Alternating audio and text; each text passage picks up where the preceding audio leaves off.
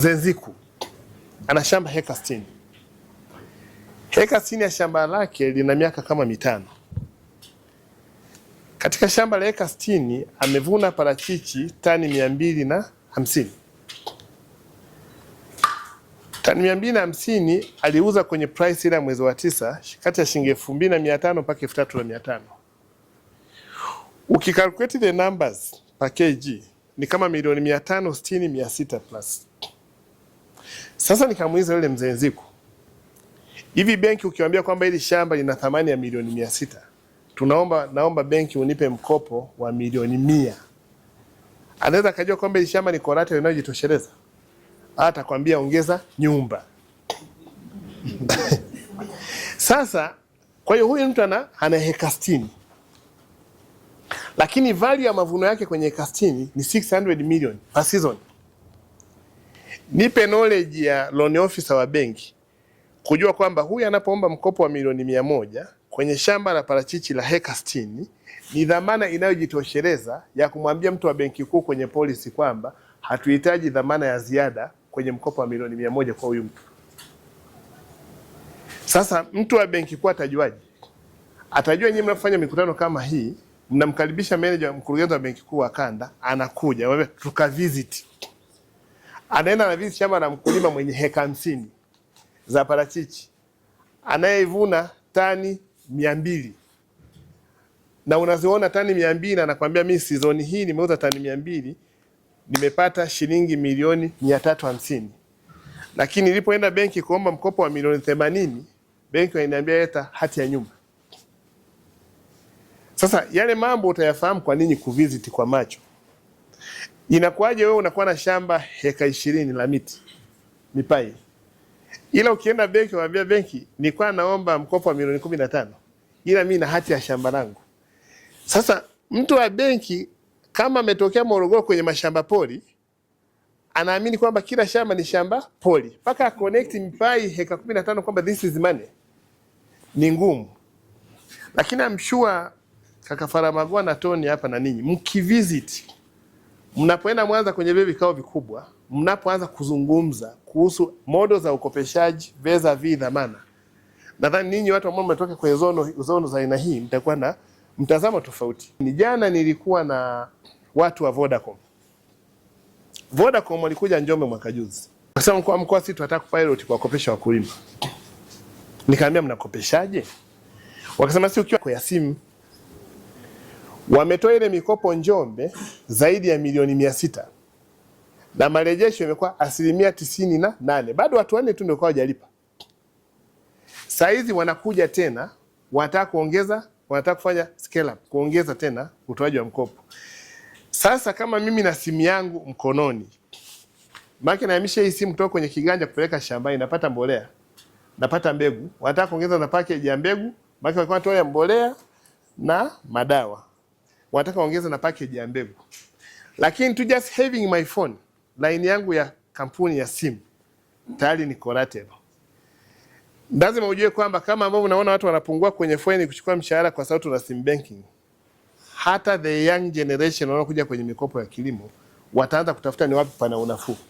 Day 1 watu walikuwa wanachukua songesho, wanatupa line ya simu.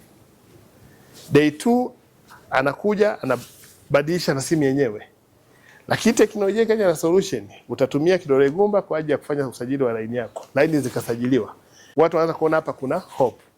Kama ambavyo sisi benki tulikuja kwenye advance salary.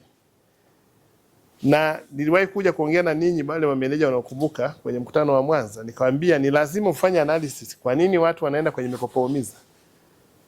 Shule zimefunguliwa mwezi wa 7, mtumishi anataka apate shilingi 600 mtoto wake aende shule. Hivi hapa katikati anaenda wapi? Hakopesheki benki, ameshavuka 130.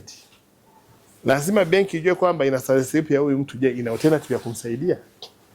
Kama hana ataenda kwenye mikopo umiza. Chukua balance sheet ya watu wanaotoa mikopo kwenye private visa vile benki. Alafu uangalie, chukua kule kwenye songesha, angalia ile volume visa vile benki. Kuna chosema lazima hata sisi hapa nimeona hapo watu wengi the youngs tuiangalie dunia. When you want to make agriculture sexy or romantic. Sasa ukijana akiomba kazi NMB, Unamwambia una uzoefu wa miaka mingapi? HR anamuuliza, anambia mimi ni fresh from university.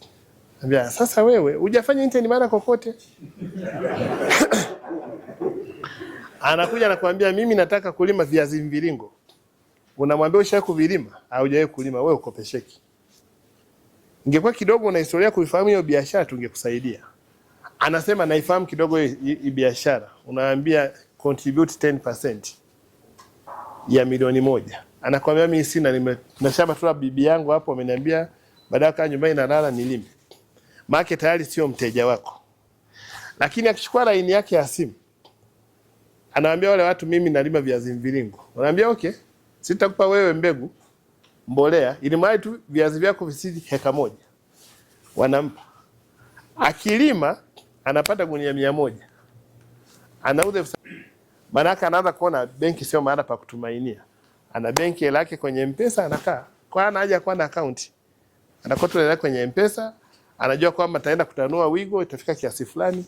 Kunachosema ni vizuri mabenki tufikirie uchumi wa kilimo kwenye mtazamo mpya. Wakati fulani nadhani Ruto tukiwa kwenye hii GRF alikuwa na challenge pale anasema, kwani watu wanahitaji mvua ili walime? Then kwenye ukumbi tunashangaa, ndio wanahitaji mvua ili walime. Anasema no. Watu wanahitaji maji ili walime, sio mvua. Watu wanahitaji maji walime, sio mvua. Kwa once una maji utalima. Mvua ni nyongeza tu. Lakini sisi concept tunaamini mvua ina maji ya baraka, mazao yatastawi vizuri. Nani kakwambia? Kwa hata sisi kwenye mtazamo wa benki, mimi nikiangalia vision yenu, inclusivity, discipline, kila kitu ambacho anakiongea CEO na ninyi wenyewe mlivyo energetic, tusome kinachotokea kwenye uchumi wa dunia kwenye hii young generation.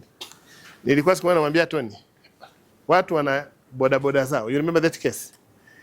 Wamejichanga, wameshanunua pikipiki 3. Sasa wanataka wachukue pikipiki 10. Wamemfuata manager. Manager amewapa comfort kila kitu.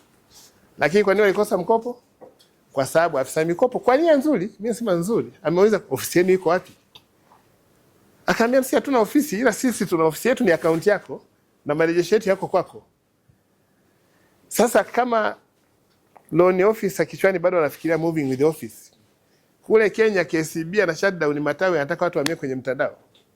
Huku loan officer anataka muoshe jengo. Ofisi ni simu. Mimi kama simu yangu tu hapa nafanya transaction ya M-Pesa, Tigo Pesa na ni Fahari Huduma. Kwani Fahari Huduma ni jengo? Sasa ule mtazamo lazima tuanze kuangalia dunia haiko huko.